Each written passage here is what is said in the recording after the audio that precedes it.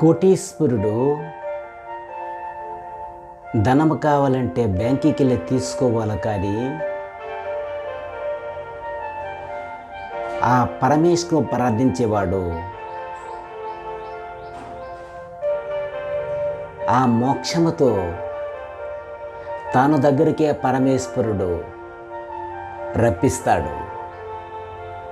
నీ మనసు, నీ బుద్ధి, నీ ఆలోచన సరైన స్థితిలో ఉంటే పరమేశ్వరుడు చేరడానికి పెద్ద విచింతనమేమి లేదు. నీ బుద్ధి, నీ ఆలోచన సరైన స్థితిలో లేకపోయి నీ అంతరార్థ ఆత్మని మనసు నిర్మూలన చేసుకోలేక ఆనంద భావాలు నీ మనసులో లేకపోతే పరమాత్ముడు నువ్వు చేరలేవు. ఒక వస్తువు అక్కడ చూసినది అక్కడ చూడనట్టే నీవు ఉండాలి.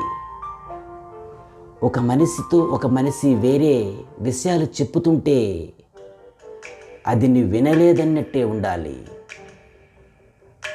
ఈ ప్రపంచకం మీద ఎవ్వరూ నీకు లేరు. ఒక భగవంతుడితోనే నేను అనుసంధానంలో ఉన్నానని తెలుసుకున్నప్పుడే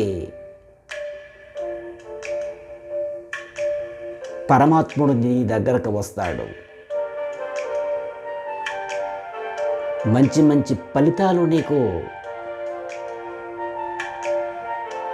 ఆ శుభవార్తలు పంపిస్తాడు. అసలు దేవుడంటే ఏమీ తెలుసుకోలేకపోయిన వాడు వేరే దుష్ట ఆలోచనలు నీలో ధ్యాసము అహంకారముతో పరమేశ్వరుడు దగ్గరికి నీవు ఎంత తపస్సు చేసినా నువ్వు చేరుకోలేవు. అతని దర్శన భాగ్యం నీకు దొరకడానికి